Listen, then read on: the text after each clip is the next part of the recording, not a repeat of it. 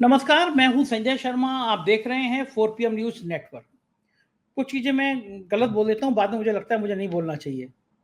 ऐसे ही पिछले दिनों हुआ, शो में मैंने कह दिया कि पूरा चुनाव निकल गया, प्रधानमंत्री जी रोए नहीं एक बार। और फिर मुझे जब मैंने शो में कर लिया तो मुझे लगा यार मैं कैसी बात बोल के, प्रधानमंत्री जी इतनी इतनी उम्र वाले आदमी हैं, मैं उनके लिए ऐसा बोल रहा हूँ। नहीं रोए तो अच्छी बात है, नहीं रोना चाहिए। लेकिन गजब है प्रधानमंत्री। कल मैं टीवी देख रहा था, यूट्यूब देख रहे थे, उसमें इंटरव्यू देखा मैंने, प्रधानमंत्री जी रोने लगे। फिर मैंने अपना माथा ठोक लिया। मैंने कहा मैं तो कहते ना कि प्रधानमंत्री जी को नहीं पता, जब मेरे जैसा इंसान समझ रहा है कि चुनाव आएंगे आप रोएंगे, तो इस देश के बाकी लोग भी समझ गए होंगे कि चुनाव आ गए, प्रधानमंत्री जी अब रोएंगे। तो ये बार बार रोने का, गाड़ी के बीच में एम्बुलेंस आने का, ये सब जो प्रायोजित नाटक होते हैं, जनता समझ गई, तो फिर बार बार रिपीट क्यों कर रहे हैं। और प्रधानमंत्री जी क्या गजब का इंटरव्यू दे रहे थे। इंटरव्यू लेने वाले ने सवाल किया कि आपके घर की जो बत्तखें हैं, मुझे लग रहा है इनके मुंह से आवाज आ रही है अब की बार 400 पार। प्रधानमंत्री जी कदम आगे बढ़ गए और उन्होंने कहा कि आपने सुना नहीं, कभी रेल की पटरियों के बीच में जब आवाज आती है ना, गाड़ी चलती है, तो उसमें से आती है अब की बार 400 पार। बीच में 400 पार का नारा भूल गए थे। फिर पूरे देश में मजाक उड़ने लगी कि ये 400 पार क्यों नहीं कहते। और इसलिए 400 पार का नारा भूल गए थे क्योंकि इनके कई सांसदों ने, नेताओं ने कह दिया था 400 पार इसलिए चाहिए, संविधान बदलना है। राहुल गांधी ने कहा संविधान नहीं बदलना, आरक्षण खत्म करना है। 400 पार इन्हें इसलिए चाहिए ना, आरक्षण खत्म करना है। इनकी जान सूख गई, इन्होंने 400 पार कहना बंद कर दिया। तब फिर विपक्ष ने कहा देखो अब 400 पार नहीं कहते, इसका मतलब कि इनके मन में कुछ काला चोर था। तो प्रधानमंत्री फिर से 400 पार कहने लगे। बेचारे गजब विपक्ष की जाल में फंस गए हैं। तो अभय दुबे जी आए, तो मैंने अभय दुबे जी के संग ये सब बातें करी इंटरव्यू में। जाने माने पत्रकार हैं देश के, आप एबीपी चैनल पे रोज उनको बढ़िया बहस करते हुए देखते हैं। बहुत शानदार इंसान है, बहुत योग्य हैं। तो मैंने उनसे पूछा कि देश की राजनीति किस तरफ जा रही है और अभय दुबे जी ने आज क्यों कहा कि भाजपा 200 से नीचे रह सकती है। ये सब बातें इस इंटरव्यू में। आपसे अनुरोध है चैनल को ज्वाइन कीजिएगा, सब्सक्राइब करिएगा। चलते हैं अभय दुबे जी की। 4 PM न्यूज नेटवर्क में स्वागत है अभय दुबे जी आपका। सुबह से टीवी खोला, बल्कि कल से खोला, जितने चैनल बदल बदल के देखे, सब पे महामानव जी अवतरित थे। मतलब देवताओं के देवता हमारे माननीय प्रधानमंत्री जी, और सब जगह उनकी चरण वंदना, आरती का, नामांकन का। चुनाव के समय में ये सब चीजें, प्रधानमंत्री का दिन भर टीवी चैनलों पे आना, एक तरफा, मतलब कांग्रेस की कोई बात ही नहीं टीवी चैनलों पर। क्या ये उचित है? मतलब चुनाव की दृष्टि से उचित है, मीडिया की दृष्टि से उचित है, नैतिकता की दृष्टि से उचित है? और नहीं है उचित है तो ये कब तक चलता रहेगा? इतना महिमा मंडन गोदी मीडिया कब तक करती रहेगी? देखिए, पहले तो मैं चाहता हूं कि इस मामले में तकनीकी स्थिति क्या है उसको साफ कर दिया जाए। मैं पहले भी इसको 4 PM पे साफ कर चुका हूं। जो भी प्रधानमंत्री होता है, चाहे वो नरेंद्र मोदी हो या इंदिरा गांधी हो, इंद्र कुमार गुजराल हो या पीवी नरसिंह राव हो या देवगौड़ा साहब हो, जो भी प्रधानमंत्री हो, जब चुनाव होता है तो जब वो प्रचार करता है तो उसे दूसरे लोगों के मुकाबले कुछ विशेष सुविधाएं प्राप्त होती हैं। लेकिन वो पूरे भारत का और भारत सरकार की नुमाइंदगी नहीं कर रहा होता है। वो नेशन बिल्डिंग के लिए भी कोई प्रोजेक्ट नहीं चला रहा होता है। वो किसी सरकारी कार्यक्रम का भी उद्घाटन नहीं कर रहा होता है। वो मुख्य तौर पर अपनी पार्टी का उम्मीदवार होता है या अपनी पार्टी का सर्व प्रमुख प्रचारक होता है, जो कि नरेंद्र मोदी हैं। नरेंद्र मोदी को केवल एक ही विशेष सुविधा प्राप्त है कि प्रधानमंत्री के तौर पर उनके सुरक्षा बंदोबस्त अलग से होते हैं, जो किसी और के नहीं होते। और वो सही बात भी है। अगर प्रधानमंत्री को कुछ हो गया तो पूरे देश को नुकसान होगा और उसका परिणाम बहुत ही खराब, कितना भी खराब निकल सकता है, इसकी हम लोग अभी कल्पना भी नहीं कर सकते। तो उनकी सुरक्षा का बंदोबस्त पूरा होना चाहिए। इसके अलावा जो कुछ भी हो रहा है वो सारा का सारा नियोजित एवं प्रायोजित है, और उसमें मीडिया भी पूरी शिद्दत से उसके अंदर भागीदारी कर रहा है। अगर रोड शो 2 घंटे चलेगा तो मीडिया उसे 2 घंटे दिखाएगा। रोड शो 2.5 घंटे चलेगा तो मीडिया उसे 2.5 घंटे दिखाएगा। भारतीय जनता पार्टी के प्रवक्ताओं से भी आगे बढ़कर एकदम विरुदावली गाने के अंदाज में, चारणों और भाटों के अंदाज में जो टीवी चैनलों के रिपोर्टर हैं वो उसको रिपोर्ट कर रहे हैं। सब लोग जानते हैं कि रोड शो में किस तरह से भीड़ जुटाई जाती है, किस तरह पहले से तैयारियां की जाती है। उसमें कुछ भी स्पॉन्टेनियस नहीं होता। रोड शो में कुछ भी स्वतः ऐसा नहीं है कि नेता रोड पे आया और जनता उत्साह में उसके लिए निकल पड़ी। भाई, लोगों के पास झोले भर भर के फूल होते हैं, तरह तरह की लोग पोशाकें पहने होते हैं, सब कुछ मतलब जो है वो प्रायोजित होता है। और किसी भी पार्टी का रोड शो, मैं ये नहीं मानता हूँ केवल भाजपा के ही रोड शो में होता है, सब जगह आजकल रैलियां कैसे की जाती हैं उनकी एक टेक्नोलॉजी है, रोड शो कैसे किए जाते हैं उनकी एक टेक्नोलॉजी है, सब कुछ सब नियोजित और प्रायोजित होता है। ऐसे में अगर आप एक पार्टी और एक नेता, भले ही वो सत्तारूढ़ पार्टी हो, उसके रोड शो को 2-2, 3-3 घंटे दिखाएंगे तो वो आपकी निष्पक्षता के ऊपर एक बहुत बड़ा सवालिया निशान है। सवालिया निशान ही नहीं है, इसका सीधा मतलब है कि आपने निष्पक्षता का जो आवरण भी था वो भी तार-तार कर दिया है। यही कारण है कि आज जो इलेक्ट्रॉनिक मीडिया है उससे बहुत सारी ऑडियंस, बहुत सारे दर्शक वर्ग टूट कर सोशल मीडिया पे जा रहे हैं, क्योंकि वहां पे उन्हें इस प्रकार की चाटुकारिता नहीं दिखाई पड़ती। ये तो देखिए असाधारण, इस वक्त मीडिया जो है वो असाधारण चाटुकारिता का प्रदर्शन कर रहा है, और ये प्रदर्शन नरेंद्र मोदी के इंटरव्यूज में भी दिखाई पड़ता है। मैं इन दोनों चीजों को जोड़ के देखता हूँ। इंटरव्यू में देखिए, बड़े बड़े संपादकों ने, बड़े बड़े पत्रकारों ने, चैनल के एंकरों ने, ANI वालों ने, जिसने भी नरेंद्र मोदी के इंटरव्यू लिए हैं, एक सवाल मैं समझता हूँ यही वो सवाल है जो बुनियादी पैमाना है। नरेंद्र मोदी किसी ने नहीं पूछा कि राजस्थान में बांसवाड़ा की मीटिंग में आपने हेट स्पीच क्यों दी। नरेंद्र मोदी को पूरा मौका है इस सवाल का खंडन करने का। सवाल को ऐसे ही पूछा जा सकता है कि भाई आपके खिलाफ चुनाव आयोग में शिकायत की गई है कि आपने हेट स्पीच दी, इस रूप में भी पूछ सकते हैं। आखिरकार शिकायत तो की है, प्रमुख विपक्षी दल ने शिकायत की है, और चुनाव आयोग ने भारतीय जनता पार्टी के अध्यक्ष को नोटिस भी भेज रखा है कि आप इसका जवाब दीजिए। तो मैं ये कह रहा हूं कि जब शिकायत रिकॉर्ड पर है और चुनाव आयोग का भेजा गया नोटिस रिकॉर्ड पर है, उसके बावजूद भी पत्रकार सवाल पूछने की हिम्मत नहीं कर रहा है। आप सोचिए, सत्ता के प्रकोप से कितना दबा हुआ है, कितना त्रस्त और संत्रस्त है पत्रकार। और फिर वही एक तरफ तो आप ये सवाल नहीं पूछ रहे हैं जो पूछना आपकी बुनियादी जिम्मेदारी में जाता है। पत्रकारिता के जो बुनियादी उसूल हैं, उन उसूलों के तहत आपको ये सवाल पूछना चाहिए। अगर थोड़ा बहुत उसमें जोखिम है तो जोखिम भी उठाना चाहिए। जो जोखिम नहीं उठा सकता वो पत्रकार किस बात का, वो घर पे बैठे क्लर्क की नौकरी करे सरकार में, डॉक्टर बन जाए, इंजीनियर बन जाए, पत्रकार से भी ज्यादा पैसे कमाए। ठीक बात है कि नहीं। अब दूसरी तरफ आइए, आप ये जो रोड शो वगैरह दिखाए जाते हैं, इनका क्या मतलब है भाई रोड शो दिखाने का। प्रधानमंत्री रोड शो किया तो उसका एक क्लिप दिखाया जा सकता है भाई, इलेक्ट्रॉनिक मीडिया है, कोई विजुअल तो दिखाएगा उसका। आज प्रधानमंत्री ने बनारस में एक बहुत ही लंबा और प्रभावशाली रोड शो किया। रोड शो 6 किलोमीटर से ज्यादा लंबा था, और ऐसा ही रोड शो उन्होंने 2019 में और 2014 में किया था। कल उन्हें नामांकन दर्ज करना है। इस प्रकार की एक खबर, थोड़ा प्रधानमंत्री का रोड शो था, तो आप थोड़ा दूसरी खबरों में समय देते हैं, उसमें थोड़ा डेढ़ा दूना समय दे दीजिए उसको। थोड़ा रोड शो को एक बार कैमरा पूरा दिखा दे ऐसे ही सपाटे के साथ में। इससे ज्यादा रोड शो दिखाना चुनाव के दौरान, ये प्रधानमंत्री के तौर पर रोड शो नहीं है, ये भारतीय जनता पार्टी के प्रमुख प्रचारक और उम्मीदवार के तौर पर रोड शो। इसलिए प्रधानमंत्री वाला महत्व नहीं मिलना चाहिए किसी भी कीमत पर। लेकिन इसके लोग ये मानते हैं कि प्रधानमंत्री हैं, थे और रहेंगे, ये मान के पूरा काम किया रहेंगे वाला बहुत ज्यादा होता है कि रहेंगे ये। बिल्कुल ये थे, ये इस तरह की स्थिति बनी हुई है। अच्छा, अब ये लोग पत्रकार लोग, जब मैंने कई बार कैमरे पे तो ये सवाल उठाने नहीं दिया जाता, लेकिन वैसे मैंने निजी तौर पे पूछा है कि भाई ये सब क्यों कर रहे हैं आप लोग। तो मुझे ये बताया गया है कि प्रधानमंत्री को जब दिखाया जाता है टीवी के ऊपर तो टीआरपी बहुत आती है। मैंने कहा I don't by this TRP argument, मैं ये टीआरपी वाला तर्क जो है ये स्वीकार करने के लिए तैयार नहीं। टीआरपी तो भूत प्रेतों से भी एक जमाने में आती थी बहुत, तो उसका कितना विरोध हुआ। आखिरकार में भूत प्रेत और जिन और काला टोना, काला जादू वगैरह दिखाना बंद कर दिया गया, और इसकी कोई गारंटी नहीं है। टीआरपी का मामला पूरी तरीके से फर्जी है।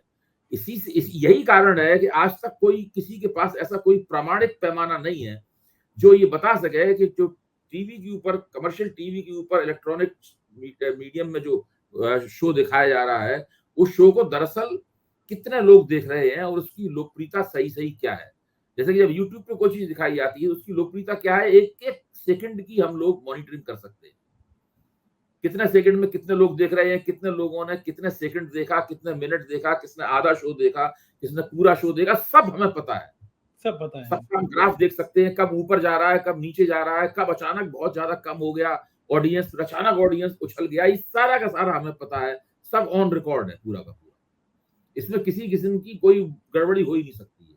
इस प्रकार का कोई नापजोक, इस प्रकार का कोई मानदंड वो इस कमर्शियल चैनलों के पास है ही नहीं।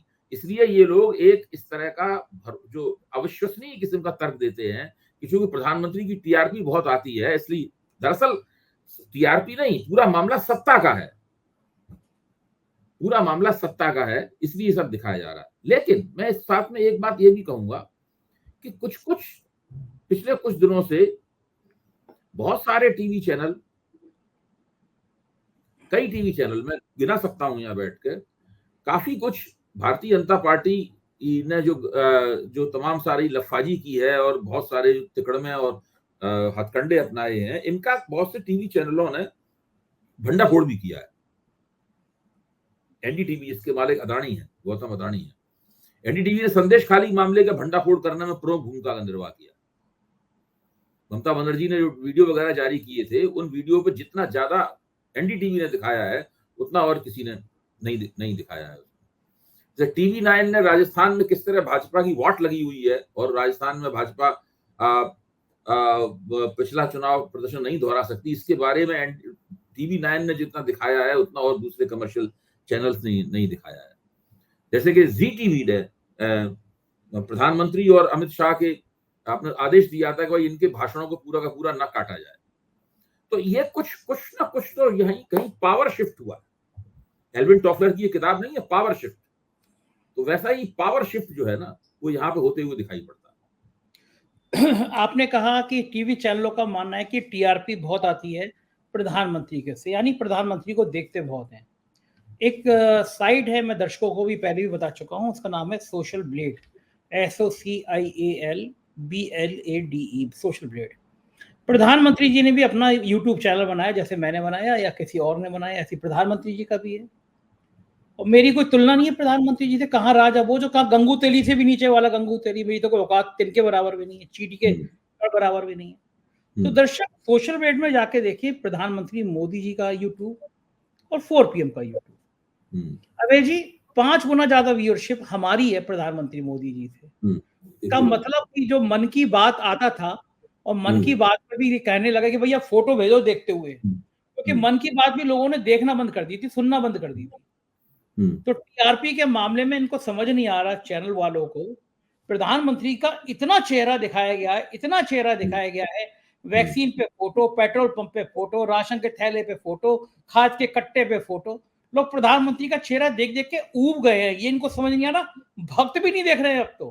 तो आप दूसरी लाइन कह रहे हैं कि सत्ता की मजबूरी है कि हिरेन जोशी जी फोन करते होंगे, डांटते होंगे कि भैया विज्ञापन नहीं चाहिए, करोड़ों रुपए की डील नहीं चाहिए, तो ये तो मैं मजबूरी हो सकता हूँ।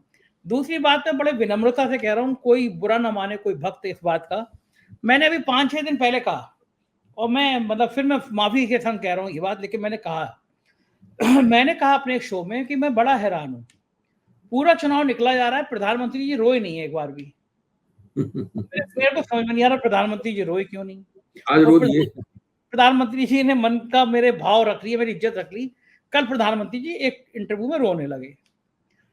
क्या अबे दुबे जी, जब मैं कह रहा हूं, मतलब मेरे जैसे कितने लोग होंगे जिनको पता होगा कि प्रधानमंत्री रोएंगे। अब ये कोई फिल्म है क्या, ये कोई ड्रामा है कि प्रधानमंत्री रो रहे हैं और देश समझ नहीं पाएगा क्यों रोते हैं हमारे प्रधानमंत्री इतना, और चुनाव पे नहीं। एक तो क्या है कि जब नरेंद्र मोदी हारेंगे तो उसके हम लोग खोजेंगे उसके कारण क्या क्या है, कोई किन कारणों की वजह से हारे, जाहिर है जीतेंगे तब भी हम लोग खोजेंगे भाई किन कारणों से जीते, जिस तरह हारेंगे तब भी हम लोग सोचेंगे किन कारणों से हारे।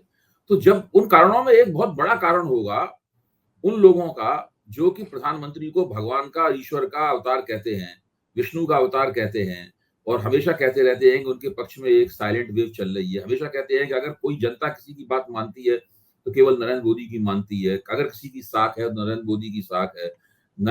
अगर एक ही बात को दो लोग कहेंगे तो नरेंद्र मोदी जो कही जाएगी उस बात को माना जाएगा, दूसरा आदमी अगर उस बात को कह रहा है तो उस बात को नहीं माना जाएगा। इस प्रकार का एक मिथक, इस प्रकार की एक माइथोलॉजी गढ़ी गई है जिसमें मीडिया पूरी तरीके से भाग लेता है। और खास बात यह है कि नरेंद्र मोदी को भी इस माइथोलॉजी पे यकीन होगी। झूठ एक ऐसी चीज है, जब आप बहुत बार बोलते हैं तो कुछ देर बाद आपको भी सच लगने लगता है। शुरू में तो आप 100-200 बार तो आप झूठ बोलते हैं सोच के कि मैं झूठ बोल रहा हूँ, फिर 110वीं बार आप सोचते हैं झूठ नहीं बोल रहा हूं, मैं सच बोल रहा हूं, क्योंकि लोग उस पर यकीन कर रहे हैं आपकी निगाह में या आपके सलाहकारों की निगाह में झूठ बोल रहे हैं। तो झूठ खुद आपके लिए भी सच हो जाता है और आप उसी सच के बनाए, उसी झूठ के बनाए हुए बुलबुले में रहना शुरू कर देते हैं, उसी को सच मानने लगते हैं और पूरी तरीके से हकीकत से कट जाते हैं, यथार्थ विमुख हो जाते हैं आप पूरी तरीके से। ये एक ऐसी स्थिति है। मुझे लगता है कि इस वक्त नरेंद्र मोदी, उनके सलाहकार अमित शाह वगैरह सब इसी प्रकार के झूठ के बुलबुले में रह रहे हैं। मैं ये मानता हूं कि पिछले 10 साल में ऐसे कई वर्ष थे, खासतौर से शुरुआत के, जब मुझे लगता था कि इन लोगों की राजनीतिक यथार्थ पर बड़ी जबरदस्त पकड़ है। मतलब सब बिल्कुल, इसीलिए इनकी रणनीतियां सही बैठती हैं, इसीलिए जो पेशबंदी करते हैं उसके लाभ होते हैं। इनसे कोई गलती भी होती है तो उस गलती के नुकसानों को ये लोग कम कर लेते हैं। बड़े होशियार लोग, मैं मानता रहा हूं। लेकिन इस लोकसभा चुनाव में कम से कम मुझे नहीं लग रहा है कि वो प्रतिभा ये लोग दिखा पा रहे हैं, वो होशियारी ये लोग दिखा पा रहे हैं। मैं ये भी कह रहा हूं, मैं तारीफ कर रहा हूं, इतने दिनों तक होशियारी कायम रखना, इतने दिनों तक अपनी लोकप्रियता कायम रखना अपने प्रभाव क्षेत्र में, 10 साल बहुत लंबी अवधि होती है। लेकिन वास्तव में 10 साल में आदमी सफल होते होते भी थक जाता है, इसलिए वो विफल होने लगता है और विफलता को ही सफलता मानने लगता है। तो इस प्रकार की स्थिति से ये लोग गुजर रहे हैं, ऐसा मुझे लगने लगा है। अच्छा, सवाल भी कितने बढ़िया थे। एक इंडिया टीवी पे पत्रकार है, वो इंटरव्यू कर रहे थे कि आपके घर से जो बत्तखें आ रही हैं, इन बत्तखों की आवाज आ रही है अब की बार 400 पार। मोदी जी कह रहे ध्यान से सुनिए, ट्रेन चलती है तो ट्रेन की पटरियों पे अगर आप सुनेंगे तो पटरियां भी कह रही हैं अब की बार 400 पार।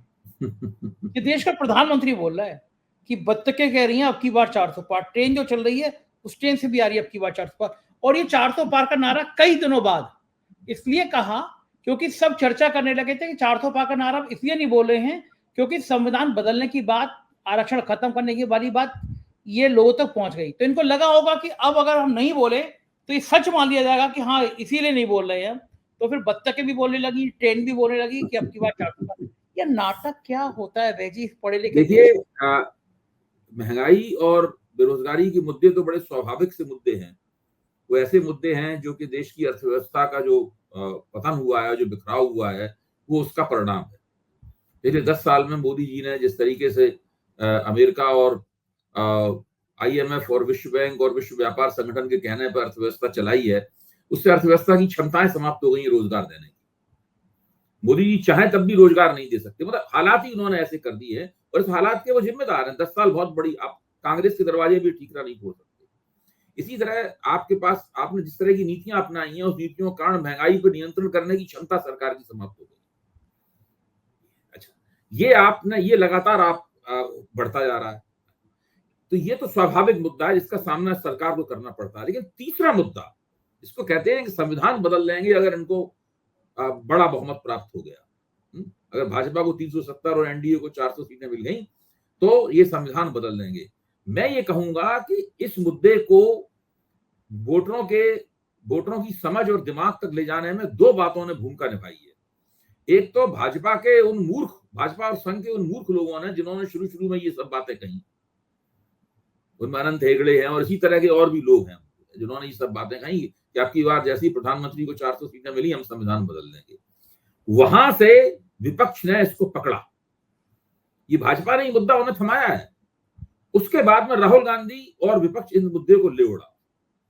और जिस तरह राहुल गांधी ने अपनी सभाओं में हाथ में संविधान पकड़ के, लाल कवर वाला संविधान पकड़ के, जो उन्होंने, देखिए उत्तर प्रदेश में राहुल गांधी उस संविधान वाला जो भाषण दे रहे थे, उस भाषण को मैंने ध्यान से सुना और संयोग से टीवी चैनलों ने भी उसको बहुत देर चलाया, उस भाषण को। मैं समझता हूं कि वो बहुत ही प्रभावशाली भाषण है राहुल गांधी का। इतना प्रभावशाली भाषण देते हुए मैंने उन्हें सुना नहीं है पहले। वो उनका स्टेमिना, थोड़ा जल्दी से भाषण खत्म कर देते थे, लेकिन वहां वो बंदा लगातार बिल्कुल सही तरीके से, फर्स्ट क्लास, जवान साफ है और धारा प्रवाह रूप से बोल रहा है। इसी तरीके से मुरैना में जो भाषण दिया था इन्होंने, प्रियंका गांधी ने, वो भी बड़ा लाजवाब भाषण था। ये दोनों भाषण बताते हैं कि कांग्रेस कहीं ना कहीं उछाल पर है। उछाल कितना ऊंचा जाएगा 4 को पता चलेगा, लेकिन कहीं ना कहीं उछाल पर है। तो वो जो संविधान की किताब दिखा के जो बोला है, वो बात जंगल में आग की तरह फैल गई है। आज मैं अपने राजस्थान के एक अपने पुराने वरिष्ठ पत्रकार मित्र से बात कर रहा था और मुझे राजस्थान के बारे में उनकी राय काफी पसंद है। जब भी मैंने उनसे राय ली है वही हुआ है जो उन्होंने कहा है। कभी हुआ ही नहीं। विधानसभा चुनाव में भी जब सब लोग कह रहे थे कि कांग्रेस वहां जीत सकती है, तो उन्होंने मुझसे कहा था कि नहीं, कांग्रेस हार जाएगी, अच्छा चुनाव लड़ेगी लेकिन हार जाएगी। वो हुआ भी। तो वो भी कह रहे थे कि महंगाई और बेरोजगारी के बाद में जो संविधान बदलने वाला मामला है, उसने राजस्थान के मीणाओं को, राजस्थान के जाटों को, राजस्थान के दलितों को कांग्रेस की तरफ कर दिया है। असर पड़ा है। अच्छा, मैं अगर इसी राजनीति पे आऊं तो राजस्थान में जो फीडबैक आ रहा है वो सब लोग कह रहे हैं कि 8-10 सीटें वहां कांग्रेस जीतने की स्थिति में आ गई है। क्या आप सहमत हैं इस बात से? देखिए, राजस्थान में चुनाव खत्म हो चुका है और अब सब लोग आराम से उसका विश्लेषण कर सकते हैं। अभी बहुत दिन है पड़े हुए विश्लेषण करने के। मुझे लगता नहीं है कि वहां पे सब लोग कह रहे हैं कि 9 सीट कम से कम कांग्रेस जीत सकती है, 9 सीट। और मैं तो 9 कह रहा हूं, अगर 5 भी जीत गई तो बहुत बड़ी बात है। सही बात है। बहुत बड़ी घटना है होगी ये। और जब मैंने पूछा कि इसका क्या कारण है भाई, एक अचानक वहां पर अभी लोकसभा विधानसभा का चुनाव हारा है, ऐसा क्या हो गया जिसकी वजह से इतनी सीटें कांग्रेस जीतते हुए दिख रही है लोगों को। तो मुझे बताया गया कि जब से राहुल कसबा का बीजेपी ने टिकट काटा चूरू से, तो उसके बाद वो कांग्रेस में चला गया। उस राहुल कसबा का टिकट काटा तो उसको लोगों ने कहा कि कांग्रेसी नेताओं से कहा कि भाई, पहले कांग्रेस काफी ढीली थी राजस्थान, बहुत ढीली। तो जब कहा कि भाई ये टिकट काटा, तो कांग्रेसियों ने रातों रात उनको कांग्रेस में शामिल करके उनको टिकट दे दिया। वहीं से पूरा सीन बदलना शुरू हुआ राहुल कसबा के कांग्रेस में शामिल होने से। एक तो वो जाट हैं और जाट पहले से विधानसभा चुनाव में कांग्रेस के प्रति हमदर्दी दिखा चुके थे अपनी। नतीजा क्या निकला? नतीजा ये निकला कि जाट समाज, मीणा समाज, राजस्थान का दलित समाज, राजस्थान के मुसलमान और राजपूतों का एक हिस्सा, ये सब कांग्रेस के पक्ष में चले गए। और जब इतना बड़ा समर्थन कांग्रेस की तरफ गया है तो फिर जाहिर है भाजपा को नुकसान तो होना ही है। अब इसमें तरह तरह की राय है। कोई कहता है 4 सीट कांग्रेस जीतेगी, कोई कहता है 5 सीट कांग्रेस जीतेगी, कोई कह रहा है 9 सीट कांग्रेस जीतेगी। 9 तक का तो मैंने बहुत से गंभीर समीक्षकों से सुना है कि 9 सीट कांग्रेस जीत सकती है। बड़ा है ना, मैं बड़ा ताज्जुब में था गुजरात को लेकर। गुजरात में मेरे स्थानीय संपादक है मयूर जानी, उन्होंने कहा कि 6-7 सीटें बिल्कुल फंसी हुई हैं, 2 सीटें कांग्रेस जीत जाएगी। अगर ये 6-7 सीटें फंसी हुई है, फंसी हुई जो शब्द है, अगर ये गुजरात में भी सामने आ रहा है जहां एक तरफा बीजेपी रहती थी, अगर वहां भी फंसी आ रहा है मामला, तो इसका मतलब क्या, इसको देश का मूड मान लेंगे आप? देखिए, गुजरात में अगर कांग्रेस 2 सीटें जीतती है, राजस्थान में अगर कांग्रेस 5 सीटें जीतती है और 1 सीट हनुमान बेनीवाल जीतते हैं और 1 सीट जो कांग्रेस के जो दूसरे जो गठजोड़ पार्टनर हैं वो जीतते हैं, इस तरीके से अगर 7 सीटें भारतीय जनता पार्टी हारती है, तो मैं ये मानता हूं कि फिर भारतीय जनता पार्टी 200 से नीचे जाएगी। 200 से क्योंकि नीचे? ये सब, हाँ, ये सब जो गुजरात में ये सब जो है वो वहीं तक सीमित रहने वाला नहीं है।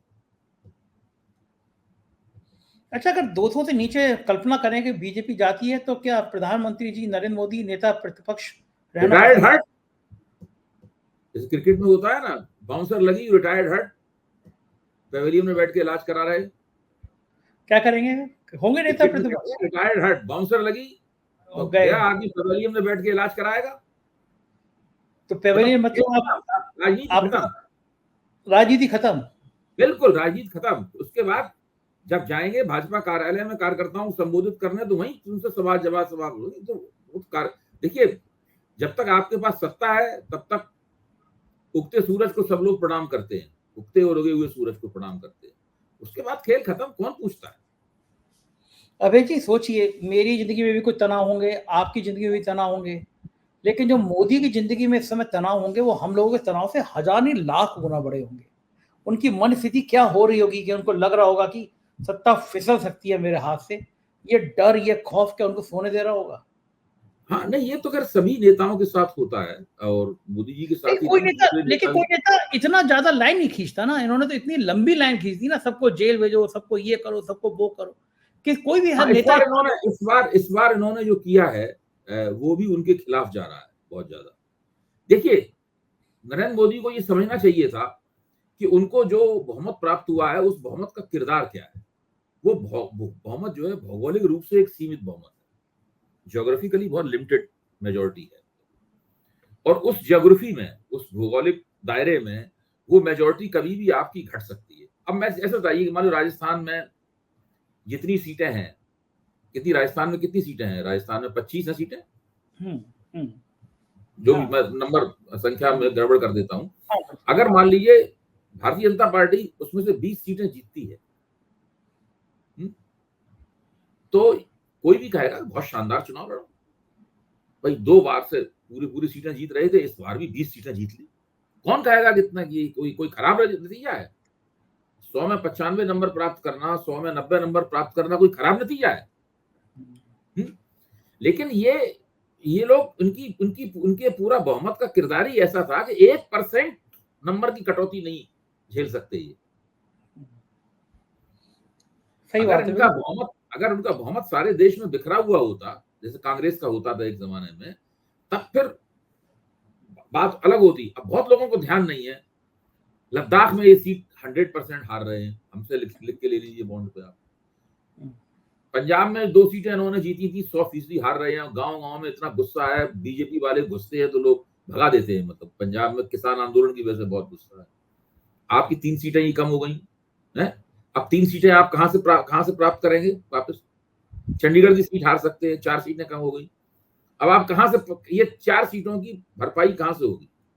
कहीं से नहीं हो सकती, है नहीं कोई मतलब ना, छोटे क्योंकि छोटे आपको जो बहुमत प्राप्त हुआ है उसका भौगोलिक दायरा एक सीमित भौगोलिक दायरा है। मान लीजिए पिछली बार उन्होंने कन्नौज सीट बहुत कम बहुमत से जीत ली थी, क्योंकि शिवपाल सिंह ने वोट काट लिए थे, 12,000 वोट, 12,000 वोट। हाँ, और दूसरे फिरोजाबाद में जो अक्षय यादव है, रामगोपाल जी के सुपुत्र, उनके वोट शिवपाल सिंह ने काट लिए थे, तो वो हार गए थे। अच्छा, इस बार शिवपाल सिंह तो खुद ही है वहां पे, साथ में खड़े हुए हैं, तो ये सीटें जीतनी है। अब इन 2 सीटों की भरपाई कहां से होगी? अच्छा, उत्तर प्रदेश में इतना क्यों बिगड़ गया मामला? आपको क्या लगता है? यहाँ पे ये इतना कॉन्फिडेंट थे कि हम 75 ले आएंगे, 72 ले आएंगे, वहां यहाँ इतना मामला क्यों? देखिए, इसीलिए मैं कहता हूं कि इस चुनाव में कुछ अप्रत्याशित घटित हो रहा है। अगर आप मुझसे चुनाव प्रचार के 1 महीने पहले ये सवाल पूछते तो मैं कहता नहीं, उत्तर प्रदेश में भाजपा बहुत मजबूत है। मैं कहता ही था, आपसे कहता था उत्तर प्रदेश में भाजपा बहुत मजबूत है, हमेशा कहता था भाजपा बहुत मजबूत है। अच्छा, अब मैं फिर कह रहा हूं, उत्तर प्रदेश में 80 सीटें हैं, अगर भारतीय जनता पार्टी 50 सीटें जीतती है मान लीजिए, तो क्या ये खराब नतीजा है? सही बात है, 80 में 50 तो बढ़िया ही है, लेकिन बीजेपी के लिए बहुत। कल्याण सिंह अपने शिखर पे थे तो 50, 51, 55 सीटें जीतते थे वहां पे। ठीक बात है? लेकिन भाजपा इतना अच्छा नतीजा भी अफोर्ड नहीं कर सकती। 50 जीतने का मतलब कि दिल्ली में तो 100% सरकार ना बनना। हाँ, मैं वही कह रहा हूं। मेरा कहना है कि इनका जो बहुमत है, इसको लोग तथाकथित रूप से प्रचंड बहुमत, यानी क्या क्या अंडशंड बोलते थे उसके बारे में, वो कभी भी प्रचंड बहुमत नहीं था, वो स्पष्ट बहुमत था। वो जो बोलते थे है, वो स्थिति ये थी कि उस मोदी जी ने ये नहीं समझा कि उनके बहुमत की जड़ें कितनी कमजोर हैं।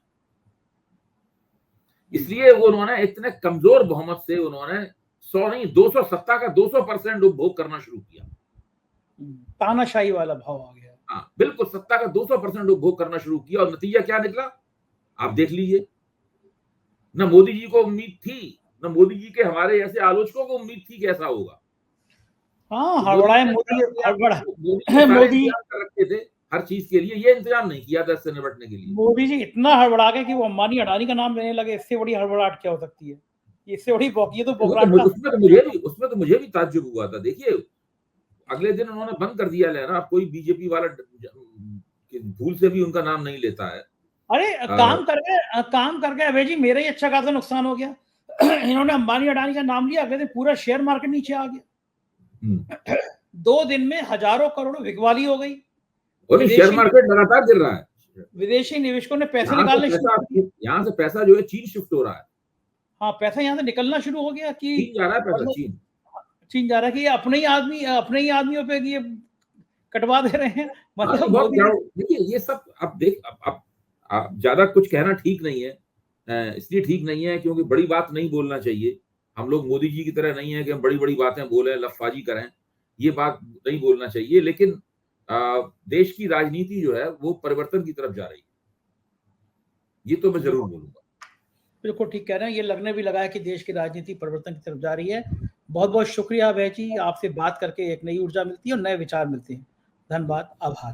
तो ये थे अभय दुबे जी, और आज मजे मजे में हम लोगों ने बहुत सारी गूढ़ बातें करी, रहस्य वाली बातें करी, आपको समझाया कि क्या करती है मीडिया। मुझको यकीन है ये चर्चा आपको पसंद आई होगी।